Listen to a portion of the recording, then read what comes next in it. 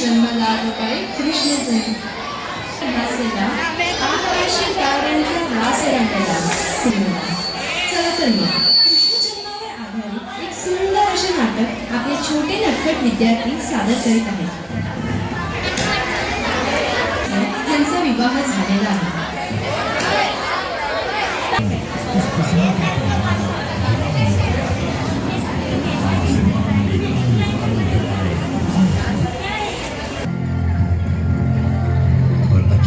इस आनंद, इस प्रसन्नता पर मानो विराम लग गया.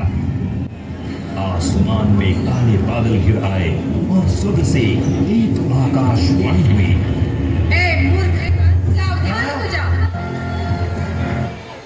अब इस आनंद, इस प्रसन्नता पर मानो विराम लग गया.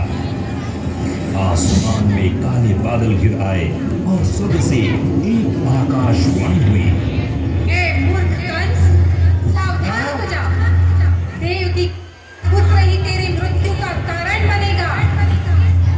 ये सुनते ही कंस के पैरों तले जमीन फिसल गई.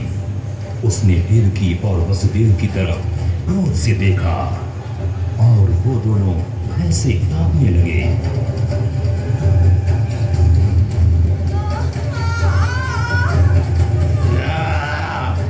मैं तत्काल तेरी हत्या कर इस आकाशवाणी को असत्य सिद्ध कर दूंगा.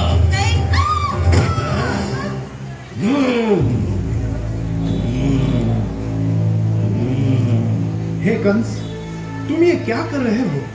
आखिर देवकी तुम्हारी बहन है. तुम इतने क्रूर कैसे हो सकते हो? वासुदेव, तुमने सुना नहीं? अपने प्राणों की रक्षा के लिए मुझे इसकी हत्या करनी ही होगी. हे कंस, तुम एक बड़े राजा हो. एक स्त्री की हत्या का पाप अपने सर मत लो. आखिरकार हम सबको मरना ही है. देवकी निर्दोष है, वो तो तुम्हें मार नहीं सकती ना. नहीं, तो कृपा करके देवकी को जीवित रहने दो.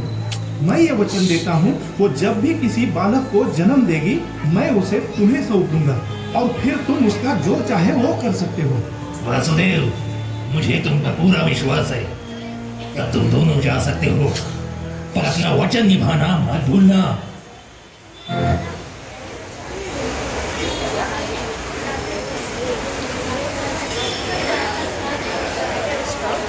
मानो सारे लोग प्रसन्न थे. अंततः वो शुभ क्षण आ ही गया जब भगवान ने मानव रूप धारण करते हुए जन्म लिया. बाहर घना अंधेरा था और घनघोर वर्षा हो रही थी. ऐसे लग्न में भगवान ने धरती पर अवतार लिया. देवकी को 8वें पुत्र रत्न की प्राप्ति हुई. देवकी और वसुदेव दोनों ही अपने 8वें पुत्र को देखकर चकित रह गए. दोनों के चेहरे पर आश्चर्य था और दोनों ने श्रद्धा पूर्वक अपने हाथ जोड़ लिए. हे प्रभु, आपने पृथ्वी की रक्षा हेतु ये जन्म लिया है, पर आपके जन्म का समाचार सुनते ही कंस आपकी हत्या करने आ जाएगा. हे प्रभु, आप हमारी रक्षा करें, पर उस दुष्ट कंस की दृष्टि आपके इस दैवी रूप पर नहीं पड़नी चाहिए. अतः आपसे विनती करते हैं कि आप सामान्य शिशु का रूप धारण कर ले.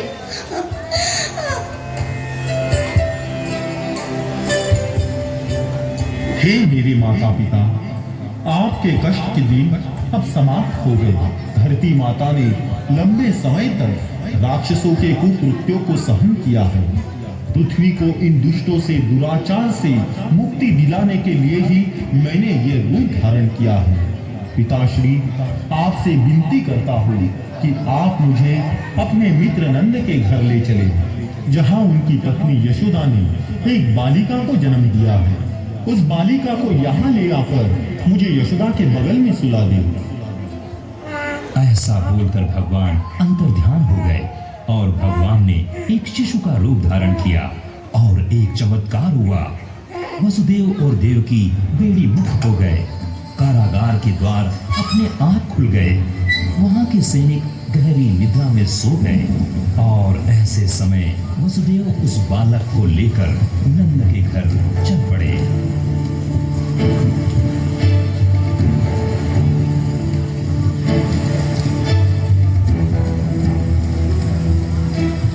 गोकुल में नंद के घर तक पहुंचने के लिए मुझे ये नदी पार करनी होगी, लेकिन मैं कैसे पार कर पाऊंगा?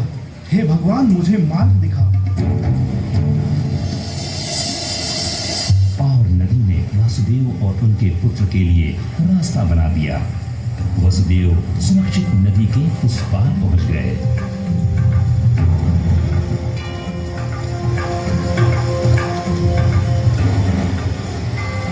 आखिरकार वो नंद के गांव पहुंच ही गए। अब मैं ये बालक यशोदा को सौंप देता हूँ। याद रहे, इस बारे में किसी को पता न चले।